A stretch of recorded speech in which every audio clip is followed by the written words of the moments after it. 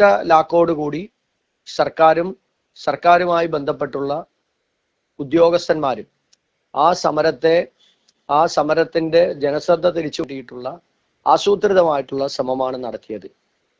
3 വട്ടമാണ് police അവിടെ ക്രൂരമായി ആ സമരത്തിലിരുന്ന മുഴുവൻ ആളുകളെയും ആക്രമിക്കുകയും വലിച്ചിഴച്ച് അറസ്റ്റ് ചെയ്തു കൊണ്ടുപോവുകയും ചെയ്തത്. അവരുടെ പോലീസിന്റെ ചരിത്രത്തിലെ ഏറ്റവും വലിയ കറുത്ത അധ്യായത്തിനാണ് അന്ന് അവിടെ സാക്ഷ്യം വഹിക്കേണ്ടി വന്നത്.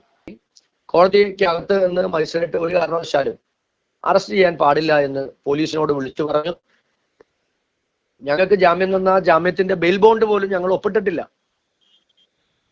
രൂക്ഷമായിട്ടാണ് മജിസ്ട്രേറ്റ് പോലീസിനോട് സംസാരിച്ചത്. പക്ഷേ പോലീസ് അവിടെ തങ്ങുകയും ബെയിൽ ബോണ്ട് ഒപ്പിട്ടതിന് ശേഷം എന്നെ കൊണ്ടുപോകാനുള്ള ശ്രമം നടത്തുകയും ചെയ്തു.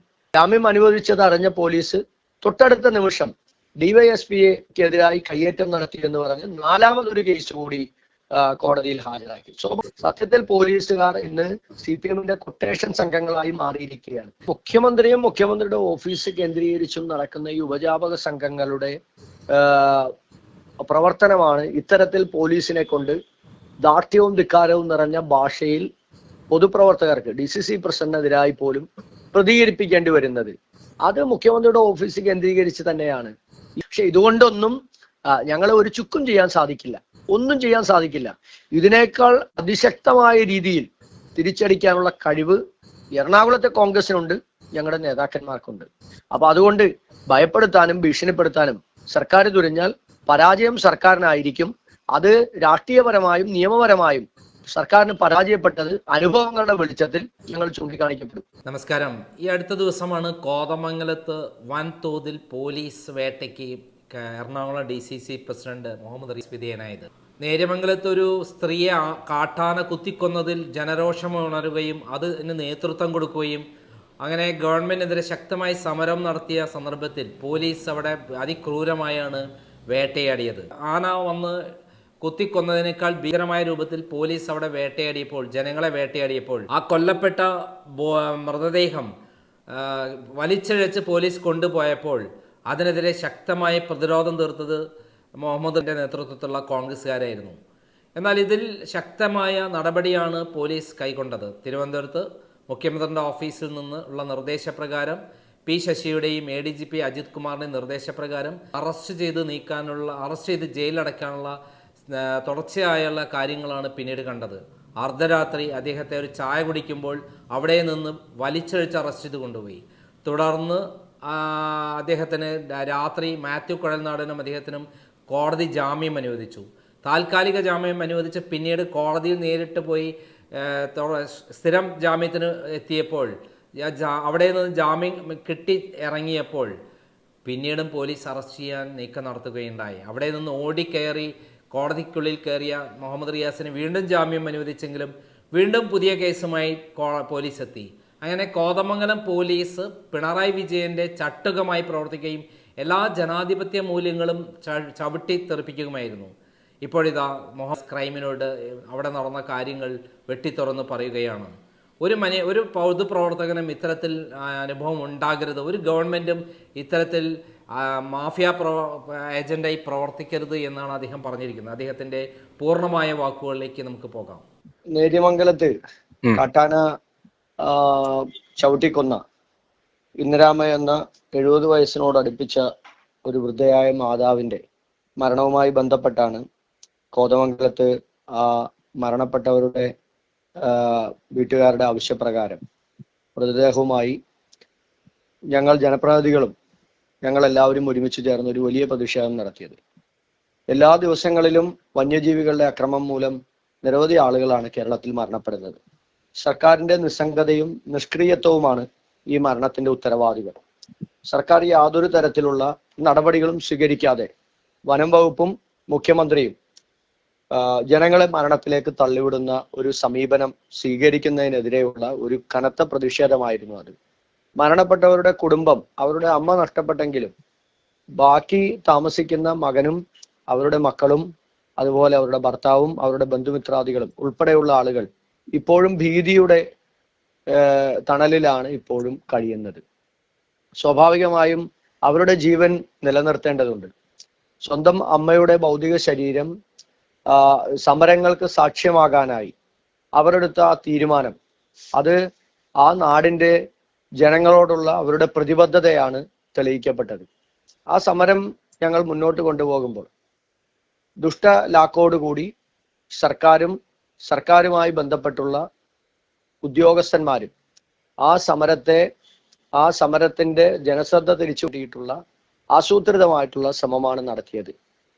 3 വട്ടമാണ് പോലീസ് അവിടെ ക്രൂരമായി ആ സമരത്തിലിരുന്ന മുഴുവൻ ആളുകളെയും ആക്രമിക്കുകയും വലിച്ചിഴച്ച് അറസ്റ്റ് ചെയ്തു കൊണ്ടുപോവുകയും ചെയ്തത്. ആ മൃതദേഹം പോലീസ് ജനപ്രതിനിധികളുടെയും അവിടെ ഉണ്ടായിരുന്ന വനിതകളടക്കമുള്ള ആളുകളുടെയും കയ്യിൽ നിന്ന് തട്ടിപ്പറിച്ചു കൊണ്ടുപോകുന്നത് പോലെ വലിച്ചഴച്ച് മൊബൈൽ ഫ്രീസർ കൊണ്ടുപോകുന്നത് ദൃശ്യമാധ്യമങ്ങളിലൂടെ എല്ലാവരും കണ്ടവരാണ്. ഒരു നിയമപാലകരെന്ന് സ്വയം വിശ്വസിക്കുന്ന, നാട്ടിൽ ജനങ്ങൾ വിശ്വസിക്കുന്ന പോലീസ് ഉദ്യോഗസ്ഥന്മാർ അവരുടെ പോലീസിന്റെ ചരിത്രത്തിലെ ഏറ്റവും വലിയ കറുത്ത അധ്യായത്തിനാണ് അന്ന് അവിടെ സാക്ഷ്യം വഹിക്കേണ്ടി വന്നത്. കാരണം ഒരു മൃതദേഹത്തെ അവഹേളിക്കുന്ന തരത്തിൽ, അപമാനിക്കുന്ന തരത്തിൽ ഒരു ജനതയുടെ മുഴുവൻ പ്രശ്നങ്ങൾ അവർ ലോകത്തോട് വിളിച്ചു പറയുന്ന അവസരത്തിൽ അതിനെ ആക്രമിച്ച് കീഴ്പ്പെടുത്താനും ആ മൃതദേഹം കുറ്റവാളികളെ പോലെ തട്ടിക്കൊണ്ടുപോകാനും പോലീസ് ശ്രമിച്ചത് ഗുരുതരമായിട്ടുള്ള ഒന്നായി കേരളത്തിലെ പൊതുസമൂഹം കാണുകയാണ്. മനസാക്ഷിയില്ലാത്ത പ്രവർത്തനമാണ് അവിടെ ഉണ്ടായത്. അതിനുശേഷം പിന്നീട് ഉപവാസ സമരം കോൺഗ്രസിന്റെ ജനപ്രതിനിധികളായ മാത്യു കുഴൽനാടനും എൽദോസ് കുന്നപ്പള്ളിയും ഏറ്റെടുക്കുകയുണ്ടായി. ആ ഉപവാസ സമരം നടക്കുന്നതിനിടയ്ക്ക് പോലീസ് ഇതുമായി ബന്ധപ്പെട്ട് ഗുരുതരമായിട്ടുള്ള വകുപ്പുകൾ ചുമത്തി പോലീസിന്റെ വാശിയും വൈരാഗ്യവും തീർക്കുന്നതിന് വേണ്ടി മുഖ്യമന്ത്രിയുടെ ഓഫീസ് കേന്ദ്രീകരിച്ച് പ്രവർത്തിക്കുന്ന ഉപജാപക സംഘത്തിന്റെ സഹായത്താൽ അവർ മാത്യു കുഴൽനാടനും DCC പ്രസിഡന്റായ എനിക്കും എൽദോസ് കുന്നപ്പള്ളിക്കും എല്ലാം എതിരായി പോലീസ് കേസിറക്കുകയുണ്ടായി. ഡീൻ കുര്യാക്കോസിനുമെതിരെ 4 കേസുകളാണ് ഒറ്റ വിഷയത്തിൽ പോലീസ് എടുത്തത്. ആ വിഷയവുമായി ബന്ധപ്പെട്ട് അർദ്ധരാത്രി സമരപ്പന്തലിൽ നിന്ന് ഞാൻ ഭക്ഷണം കഴിക്കാൻ വേണ്ടി പുറത്തേക്ക് സമരപ്പന്തലിന്റെ നേരെ എതിർവശത്തുള്ള ഹോട്ടലിലേക്ക് കയറുന്നതിനിടയ്ക്കാണ് പോലീസുകാർ വലിയ കുറ്റവാളികളെ പിടിക്കുന്നത് പോലെ എന്നെ ബലമായി ആ ഹോട്ടലിൽ നിന്ന് പിടിച്ചിറക്കി കൊണ്ടുപോകാനുള്ള ശ്രമം. സ്വാഭാവികമായും നമ്മുടെ പ്രവർത്തകർ അത് തടഞ്ഞു. പോലീസ് ബലം പ്രയോഗിച്ച് എന്നെ അവിടെ നിന്ന് കൊണ്ടുപോയി. 1.5 മണിക്കൂറിലധികം കോതമംഗലത്തെ റോഡുകളിലൂടെ സഞ്ചരിപ്പിച്ച് വളരെ മോശമായ രീതിയിൽ ഒരു ജില്ലാ കോൺഗ്രസ് കമ്മിറ്റി അധ്യക്ഷനോട് അല്ലെങ്കിൽ ഒരു പൊതുപ്രവർത്തകനോട് ഇടപഴകേണ്ട മര്യാദയുടെ ഭാഷയിലൊന്നുമല്ല അവർ ഇടപഴകിയതും അവർ പ്രവർത്തിച്ചതും. 1.5 മണിക്കൂറാണ് എന്നെ വഴികളിലൂടെ സഞ്ചരിച്ചത്. അതിനുശേഷം കോടതിയിൽ അർദ്ധരാത്രി 2:30 മണിക്ക് ശേഷം കോടതിയിൽ ഹാജരാക്കി. കോടതി അപ്പോൾ തന്നെ അന്ന് ഞങ്ങൾക്കെതിരെ, എനിക്കും മാത്യു കുഴൽനാടനെതിരെയും ചാർജ് ചെയ്യപ്പെട്ട 2 കേസുകളിലും കോടതി അപ്പോൾ തന്നെ ജാമ്യം തന്നു. എന്നെ അറസ്റ്റ് ചെയ്തു കൊണ്ടുപോയതിനു ശേഷം മാത്യു കുഴൽനാടനും എൽദോസ് കുന്നപ്പള്ളിയും ഇരുന്ന സമരപ്പന്തലിൽ പോലീസ് അതിക്രമിച്ചു കയറി അവിടെ ഉണ്ടായിരുന്ന ഞങ്ങളുടെ പ്രവർത്തകരെ, UDFന്റെ പ്രവർത്തകരെ മുഴുവൻ ക്രൂരമായി ആക്രമിക്കുകയായിരുന്നു. നിരവധി സ്ത്രീകൾ ഉൾപ്പെടെയുള്ള ആളുകൾക്ക് പരിക്കേറ്റു. നിരവധി ആളുകൾ അവിടെ നിന്ന് അറസ്റ്റ് ചെയ്തുകൊണ്ടുപോയി. സ്വാഭാവികമായും പോലീസിനെതിരായും പ്രതിഷേധമുണ്ടായി, കല്ലേറുണ്ടായി, വലിയ പ്രതിഷേധമുണ്ടായി. ഇത്തരത്തിൽ ഒരു ജനകീയ വിഷയത്തെ, ഒരു ജനങ്ങളുടെ പ്രശ്നത്തെ വൈരാഗ്യ ബുദ്ധിയോടുകൂടി രാഷ്ട്രീയ താല്പര്യം മുൻനിർത്തി പ്രതികരിക്കുന്ന തലത്തിലേക്ക് ഇന്ന് സർക്കാർ മാറിയിരിക്കുകയാണ്. അതൊരു ശരിയായ നടപടിയല്ല. അതിനുശേഷം പിന്നീട് കണ്ടത് കേരളം ഇതുവരെ കാണാത്ത പോലീസിന്റെ മറ്റൊരു മുഖം കൂടിയാണ്. ജാമ്യം തന്ന് വിട്ടഴിച്ച് ഞങ്ങൾ കഴിഞ്ഞ ദിവസം സമരം അവസാനിപ്പിച്ചു. പിറ്റേ ദിവസം ഞങ്ങൾക്ക് ലഭിച്ച താൽക്കാലിക ജാമ്യത്തിന്റെ അന്തിമ വിധി പറയുന്ന ഇന്നലെ കോടതിയിൽ ഹാജരായപ്പോൾ ഞങ്ങൾക്ക് 2 കേസിലും ഞങ്ങൾക്ക് ജാമ്യം കിട്ടി. പുറത്തിറങ്ങി മാധ്യമപ്രവർത്തകരോട് സംസാരിച്ച് കഴിഞ്ഞതിന് ശേഷം പോലീസ് എന്നെ വളയുകയും അറസ്റ്റ് ചെയ്യാനുള്ള നടപടികളുമായി പോവുകയും ചെയ്തു. സ്വാഭാവികമായും പോലീസ് മറ്റ് കേസുകൾ കൂടി ഉണ്ട്. അപ്പോൾ അതുകൊണ്ട് ആ കേസിൽ കൂടി നിങ്ങൾക്ക് കോടതിയിൽ ഹാജരാക്കേണ്ടി വരും. സ്വാഭാവികമായും ഏത് കേസാണെന്ന് നമ്മൾ അന്വേഷിക്കുമല്ലോ. നമ്മൾ അവിടെ നിന്ന് കോടതിക്ക് അകത്തേക്ക് ഞങ്ങൾ കയറി. കോടതിക്ക് അകത്ത് നിന്ന് മജിസ്ട്രേറ്റ് ഒരു കാരണവശാലും അറസ്റ്റ് ചെയ്യാൻ പാടില്ല എന്ന് പോലീസിനോട് വിളിച്ചു പറഞ്ഞു. ഞങ്ങൾക്ക് ജാമ്യം തന്ന ജാമ്യത്തിന്റെ ബെയിൽ ബോണ്ട് പോലും ഞങ്ങൾ ഒപ്പിട്ടിട്ടില്ല. രൂക്ഷമായിട്ടാണ് മജിസ്ട്രേറ്റ് പോലീസിനോട് സംസാരിച്ചത്. പക്ഷേ പോലീസ് അവിടെ തങ്ങുകയും ബെയിൽ ബോണ്ട് ഒപ്പിട്ടതിന് ശേഷം എന്നെ കൊണ്ടുപോകാനുള്ള ശ്രമം നടത്തുകയും ചെയ്തു. പോലീസ് എന്നെ അറസ്റ്റ് ചെയ്ത് കൊണ്ടുപോയതിനു ശേഷം അതിന്റെ തലേ ദിവസം രാത്രി പോലീസ് ബലമായി എന്നെ അറസ്റ്റ് ചെയ്ത് കൊണ്ടുപോയതിനു ശേഷം നടത്തിയ പോലീസുമായി ഉണ്ടായ യൂത്ത് കോൺഗ്രസ് പ്രവർത്തകരും തമ്മിലുണ്ടായ അടിപിടിയിൽ പോലീസിന്റെ ഒരു വാഹനത്തിന്റെ ചില്ല് പൊളിഞ്ഞിരുന്നു, കല്ലേറി. ആ കേസിൽ കൂടി എന്നെ ഒന്നാം പ്രതിയാക്കിയാണ് പോലീസ് കേസെടുത്തത്. സംഭവ സ്ഥലത്ത് ഞാനില്ല, ഞാൻ ആ സമയത്ത് പോലീസിന്റെ കസ്റ്റഡിയിലാണ്. പക്ഷെ ബോധപൂർവം ആ കേസിൽ കൂടി എന്നെ പ്രതിയാക്കി. ആ കേസിൽ എന്നെ തുറങ്കലിലടക്കാമെന്നുള്ള വ്യാമോഹത്തോട് കൂടിയിട്ടാണ് കള്ളക്കേസെടുത്ത് പോലീസ് വീണ്ടും കോടതിയിൽ എനിക്കെതിരായി ഇത് കൊടുത്ത്. സ്വാഭാവികമായി നമ്മൾ അതിന് നിയമപരമായി ഹൈക്കോടതിയിൽ അപ്പോൾ തന്നെ ഉച്ചയ്ക്ക് തന്നെ ഹൈക്കോടതിയിൽ പെറ്റീഷൻ നൽകുകയും അത് ഹൈക്കോടതി 4 മണിക്ക് പ്രത്യേക സിറ്റിംഗ് നടത്തി എനിക്ക് ജാമ്യം അനുവദിക്കുകയും ചെയ്തു. അപ്പൊ അതിനുശേഷം ജാമ്യം അനുവദിച്ചത് അറിഞ്ഞ പോലീസ് തൊട്ടടുത്ത നിമിഷം ഡിവൈഎസ്പിക്കെതിരായി കയ്യേറ്റം നടത്തി എന്ന് പറഞ്ഞ് 4മതൊരു കേസ് കൂടി കോടതിയിൽ ഹാജരാക്കി. സ്വാഭാവികമായി ഏത് തരത്തിലാണെങ്കിലും DCC പ്രസിഡന്റായ മുഹമ്മദ് ഷിയാസിനെ ഒരു ദിവസം ജയിലിൽ കിടത്തുക എന്നുള്ള ഒറ്റ താല്പര്യത്തോട് കൂടിയിട്ടാണ് ഇന്നലെ പോലീസ് അവിടെ നിലകൊണ്ടത്. വളരെ മോശമായിട്ടാണ് പോലീസ് പെരുമാറിയത്. നിങ്ങൾ എല്ലാവരും ആ വിഷ്വലിൽ കണ്ടിരിക്കും. ഇവനെ ഞങ്ങൾ കൊണ്ടുപോകും, ഉറപ്പായും കൊണ്ടുപോകുമെന്നൊക്കെ വെല്ലുവിളിക്കുന്ന ഡിവൈഎസ്പിമാരെയും CIമാരെയുമാണ് നമുക്ക് കാണാൻ സാധിച്ചത്. മനസാക്ഷി മരവിച്ച പൊതുസമൂഹമല്ല കേരളത്തിലേത്. ഇത്രയധികം ദുരിതപൂർണമായിട്ടുള്ള ജീവിത സാഹചര്യങ്ങളിലൂടെ ഈ വനമേഖലയുമായി ബന്ധപ്പെട്ട് ജീവിക്കുന്ന ലക്ഷക്കണക്കിന് കുടുംബങ്ങളുണ്ട്, ലക്ഷക്കണക്കിന് ആളുകളുണ്ട്. അവരുടെ ഉപജീവന മാർഗം കൃഷിയാണ്. അവർ ആ മണ്ണിൽ ജനിച്ചു വളർന്നവരാണ്. സ്വന്തം മണ്ണിൽ ജനിച്ചു വളർന്ന് ജീവിക്കാൻ കഴിയാതെ സ്വന്തം കൃഷിയിടത്തിൽ നിന്നും വിളകൾ പോലും എടുക്കാൻ കഴിയാതെ അവർക്ക് ജീവിതം ഹോമിക്കേണ്ടി വരുന്ന ഒരു സ്ഥിതിവിശേഷം ഒന്ന് ആലോചിച്ച് നോക്കുക. ആനയും കരടിയും പുലിയും കടുവയും അതുപോലെ കാട്ടുപോത്തും കാട്ടുപന്നിയും ഉൾപ്പെടെ വന്യജീവികളുടെ രൂക്ഷമായ അക്രമമാണ്, അവരുടെ അതിക്രമമാണ് ഇവിടെ ഉണ്ടാകുന്നത്. 900-ലധികം ആളുകൾ ഈ കഴിഞ്ഞ ഏതാനും നാളുകൾ കൊണ്ട് മരിച്ചു കഴിഞ്ഞു. അപ്പോൾ ഇനിയും മരണങ്ങൾ ഉണ്ടാകും. അതിരൂക്ഷമായിട്ടുള്ള പ്രശ്നങ്ങളുണ്ട്. അവർക്ക് ഉപജീവന മാർഗമില്ല, വേറെങ്ങും പോകാനുള്ള അത്ര സാമ്പത്തിക സ്ഥിതി ഇല്ലാത്തവരാണ്, ജനിച്ച മണ്ണിൽ ജീവിക്കാൻ ആഗ്രഹിക്കുന്നവരാണ്. അവരുടെ ദുരിതങ്ങൾക്ക് വേണ്ടിയിട്ടാണ് ഞങ്ങൾ ഈ സമരം മുഴുവൻ നടത്തിയത്. ആ സമരത്തെയാണ് സർക്കാർ ഇത്തരത്തിൽ രാഷ്ട്രീയ വൈരാഗ്യത്തോടും രാഷ്ട്രീയ ലാക്കോടും കൂടി എതിരിടാനുള്ള ശ്രമം നടത്തിയത്. ഇതിന്റെ ഒന്നും മുന്നിൽ പകച്ചു പോകുന്നവരോ ദുർബലപ്പെട്ടു പോകുന്നവരോ അല്ല സമരത്തിന് നേതൃത്വം കൊടുത്ത ഞാനും മാത്യു കൽനാടനും എൽദോസ് കുന്നപ്പള്ളിയും ഡീൻ കുര്യാക്കോസും ഉൾപ്പെടെയുള്ള ആളുകൾ. ഞങ്ങൾ ജനങ്ങൾക്കിടയിൽ പ്രവർത്തിക്കുന്ന ആളുകളാണ്. ജനങ്ങളുടെ ജനകീയ വിഷയങ്ങൾക്ക് വേണ്ടി ജയിലിൽ പോകാൻ ഞങ്ങൾക്കൊരു മടിയുമില്ല. പക്ഷേ കള്ളക്കേസെടുത്ത് ബോധപൂർവം ജയിലിലടക്കാനുള്ള ശ്രമങ്ങളെ അതിന്റെ ഭാഷയിൽ, അതിന്റെ രീതിയിൽ, അതിനേക്കാൾ ശക്തമായി ഞങ്ങൾ എതിർത്ത് തോൽപ്പിക്കും. കോടതിയിൽ ഞങ്ങൾക്ക് പരിപൂർണമായി വിശ്വാസമുണ്ട്.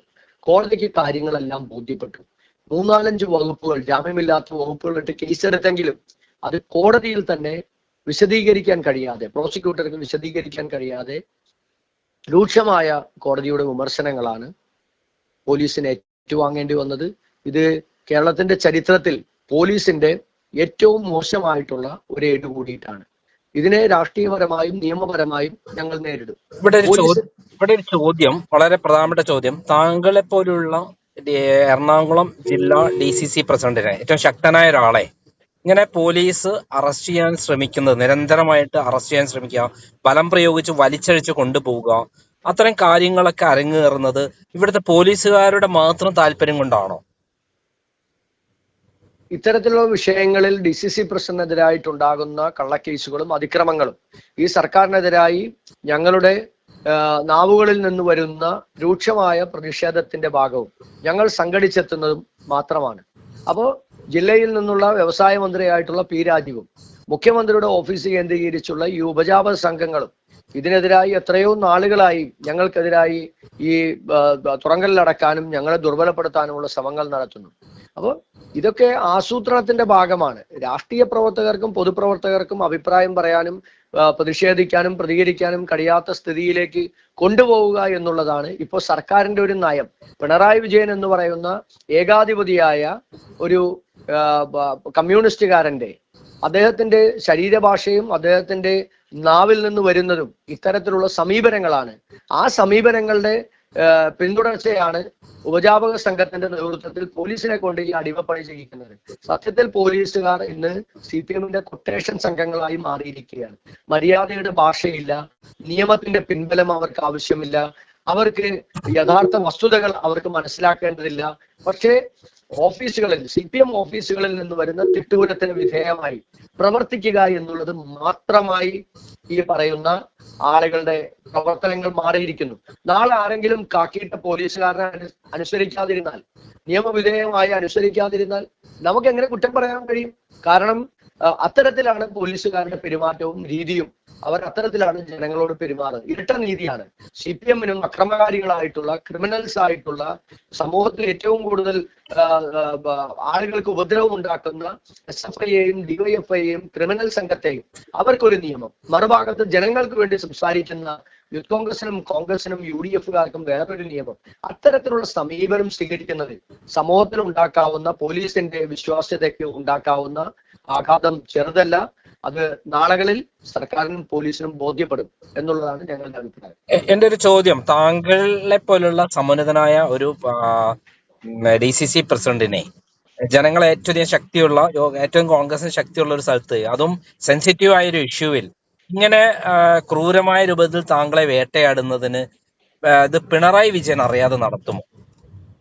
ഇല്ല, മുഖ്യമന്ത്രിയും മുഖ്യമന്ത്രിയുടെ ഓഫീസ് കേന്ദ്രീകരിച്ചും നടക്കുന്ന ഈ ഉപജാപക സംഘങ്ങളുടെ പ്രവർത്തനമാണ് ഇത്തരത്തിൽ പോലീസിനെ കൊണ്ട് ദാർഢ്യവും ധിക്കാരവും നിറഞ്ഞ ഭാഷയിൽ പൊതുപ്രവർത്തകർക്ക് DCC പ്രസിഡന്റിനെതിരായി പോലും പ്രതികരിപ്പിക്കേണ്ടി വരുന്നത്.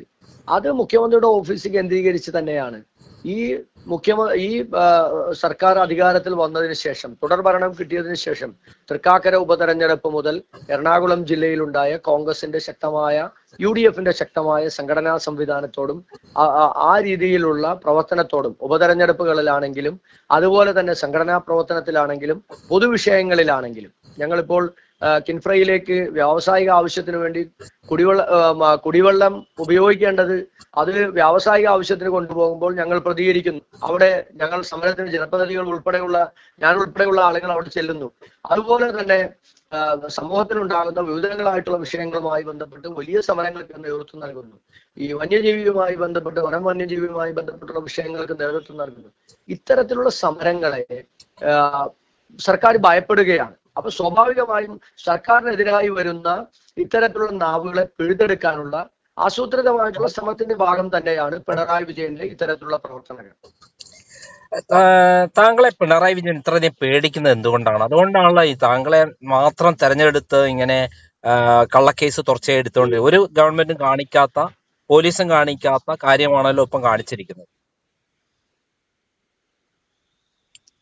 അത് സ്വാഭാവികമായും അത് ഒരു മെസ്സേജ് കൊടുക്കുക എന്നുള്ളതാണ്. അതായത് സർക്കാരിനെതിരെ ആരെങ്കിലും ശബ്ദിച്ചാൽ, ആരെങ്കിലും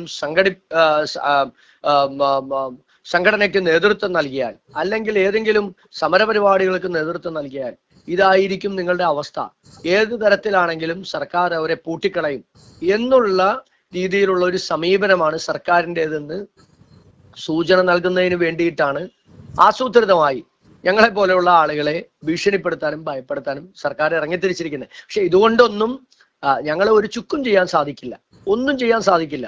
ഇതിനേക്കാൾ അതിശക്തമായ രീതിയിൽ തിരിച്ചടിക്കാനുള്ള കഴിവ് എറണാകുളത്തെ കോൺഗ്രസിനുണ്ട്, ഞങ്ങളുടെ നേതാക്കന്മാർക്കുണ്ട്. അപ്പൊ അതുകൊണ്ട് ഭയപ്പെടുത്താനും ഭീഷണിപ്പെടുത്താനും സർക്കാർ തുനിഞ്ഞാൽ പരാജയം സർക്കാരിനായിരിക്കും. അത് രാഷ്ട്രീയപരമായും നിയമപരമായും സർക്കാരിന് പരാജയപ്പെട്ടത് അനുഭവങ്ങളുടെ വെളിച്ചത്തിൽ ഞങ്ങൾ ചൂണ്ടിക്കാണിക്കപ്പെടും.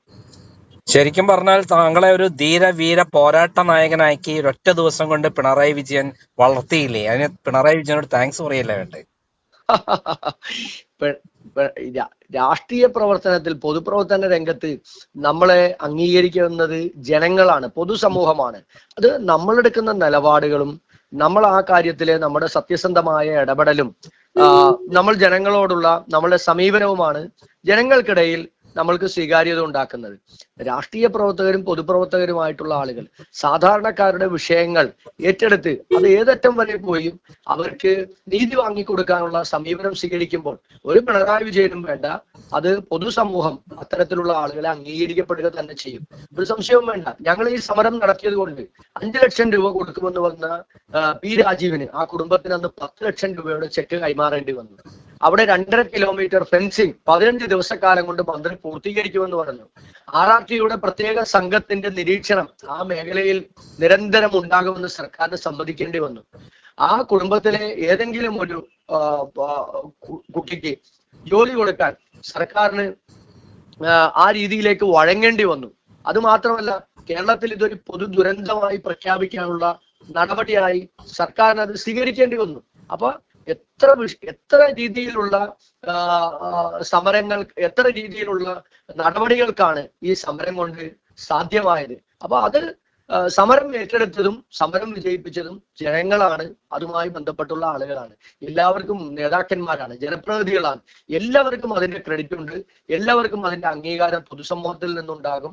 അത് ഒരാൾക്ക് മാത്രമല്ല, എല്ലാവർക്കും അത് ലഭിക്കും. അത് എല്ലാവർക്കും ഉണ്ടാകണം എന്നുള്ളതാണ് നമ്മൾ കരുതുന്നത്. അത് രാഷ്ട്രീയമുള്ളവരും രാഷ്ട്രീയമില്ലാത്തവരും. ഞങ്ങൾക്ക് കോതമംഗലത്തെയും അതുപോലെ ഇടുക്കിയിലേക്കും സഭാ മേലധ്യക്ഷന്മാർ ഉൾപ്പെടെയുള്ള ആളുകൾ, വിവിധ സാമുദായിക സംഘടനകൾ, നേതാക്കന്മാർ ഞങ്ങളെ വിളിക്കുകയും നേരിട്ട് വരികയും വന്ന് വലിയ പിന്തുണയാണ് ഞങ്ങൾക്ക് നൽകിയത്. കാരണം നിരന്തരമായി ജനങ്ങളുടെ ഈ പ്രശ്നങ്ങൾ അവർ ഏറ്റെടുക്കുകയും അവർ അത് മുന്നോട്ട് കൊണ്ടുപോവുകയും ചെയ്യുമ്പോൾ ഞങ്ങളെ പോലെയുള്ള ആളുകൾ അതിന്റെ മുൻപന്തിയിൽ നിൽക്കാനായി ഞങ്ങൾ കൂടി വരുമ്പോൾ അത് അവരുടെ സമരത്തിന് കിട്ടുന്ന ഊർജം ചെറുതല്ല. അപ്പൊ അത് അവരുടെയൊക്കെ വലിയ പിന്തുണയാണ് ഞങ്ങൾക്ക് ലഭിച്ചത്. അതുകൂടി പ്രത്യേകം പറയാൻ ഞാൻ ആഗ്രഹിക്കുന്നു. ഈ ഗവൺമെന്റ് കാണിക്കുന്ന ഇത്തരത്തിലുള്ള നിയമവിരുദ്ധ നടപടികൾക്ക്, പോലീസിനെ ഉപയോഗിച്ച് അട്രോസിറ്റി കാണിക്കുന്നതിനെതിരെ കോടതി ശക്തമായി ഇടപെട്ടിരിക്കുകയാണ്, ശക്തമായ രൂപത്തിൽ തിരിച്ചടി കൊടുത്തിരിക്കുകയാണ്. ഇതിനെങ്ങനെയാണ് കാണുന്നത്? ഇല്ല, കോടതി ഒരു കാലഘട്ടത്തിലും ഇല്ലാത്ത രീതിയിലാണ് പോലീസിന്റെ അട്രോസിറ്റി വർദ്ധിച്ചിരിക്കുന്നത്. ആളുകളെ കൊലപ്പെടുത്താനും രാഷ്ട്രീയ താല്പര്യം മുൻനിർത്തി നടപടികൾ സ്വീകരിക്കാനും ഒക്കെ പോലീസ് തയ്യാറാകുന്നത് കോടതി അത്ഭുതത്തോട് കൂടിയിട്ടാണ് നോക്കിക്കാണുന്നത്. ജനങ്ങളുടെ ഏറ്റവും അവസാനത്തെ പ്രതീക്ഷ കോടതി തന്നെയാണ്. അപ്പൊ ആ ബോധ്യം കോടതിക്കുണ്ട്. കേരളത്തിലെ കോടതികൾ അത്തരത്തിലുള്ള മൂല്യങ്ങൾ എപ്പോഴും കാത്തു സംരക്ഷിക്കുന്നവരാണ്. പൊതുവിഷയങ്ങളിൽ ശക്തമായ അഭിപ്രായം സർക്കാരിനെതിരെ പറയുന്നവരാണ്. അത് ഏത് കാര്യത്തിലാണെങ്കിലും, ഏത് സർക്കാരാണെങ്കിലും അത് വളരെ ശക്തമായ രീതിയിൽ നമ്മുടെ കോടതികൾ, നിയമപാലകരായിട്ടുള്ള അല്ലെങ്കിൽ നിയമ സംവിധാനം അത് ശക്തമായ രീതിയിലുള്ള ഇടപെടൽ നടത്തുന്നത് എത്രയോ കാലഘട്ടമായി നമ്മൾ കാണുന്നതാണ്. അപ്പൊ അത് ആ മൂല്യം കാത്തു സംരക്ഷിക്കാൻ എപ്പോഴും നീതിന്യായ വ്യവസ്ഥയ്ക്ക് നേതൃത്വം കൊടുക്കുന്നവർ തയ്യാറായിട്ടുണ്ട്. പ്രത്യേകിച്ചും ഈ പിണറായി വിജയന്റെ ഭരണത്തിന് കീഴിൽ നടക്കുന്ന അഴിമതികൾക്കും കൊള്ളകൾക്കും ഈ തന്നിഷ്ടപ്രകാരമുള്ള നടപടികൾക്കുമെതിരായി ശക്തമായ ഭാഷ കോടതിയിൽ നിന്ന് ഈ സർക്കാരിന് ഏൽക്കേണ്ടി വരും. അത്തരത്തിലുള്ള സാഹചര്യമാണ്. കോടതിയെ നിയന്ത്രിക്കാൻ ഈ സർക്കാരിന് കഴിയുകയുമില്ല. ജനങ്ങളിലാണ് കോടതി വിശ്വാസം അർപ്പിച്ചിരിക്കുന്നത്. അപ്പൊ ജനകീയ വിഷയങ്ങളിൽ കോടതിക്ക് അഭിപ്രായം പറയുകയും കോടതിക്ക് ആ വിശ്വാസത മൂല്യങ്ങൾ നിലനിർത്താൻ ചെയ്യാനുള്ള ഉത്തരവാദിത്വം ഉണ്ട് എന്നുള്ള ബോധ്യം കോടതിക്കുണ്ട്. അതുകൊണ്ടാണ് ഞങ്ങൾക്കുൾപ്പെടെ കോടതി അത്തരത്തിലുള്ള സമീപനങ്ങൾ, കോടതിയുടെ വിധികൾ ഉണ്ടായതെന്നാണ് ഞങ്ങൾ വിശ്വസിക്കുന്നത്. അതായത് താങ്കൾ ഒരു ഏറ്റുമുട്ടലിന്റെ സമീപനമാണ് ഇപ്പൊ എടുത്തിരിക്കുന്നത് എല്ലാ സമയത്തും, പോലീസിനോടാണെങ്കിലും അതേപോലെ ഭരണകൂടത്തോടാണെങ്കിലും ശക്തമായ ഏറ്റുമുട്ടൽ.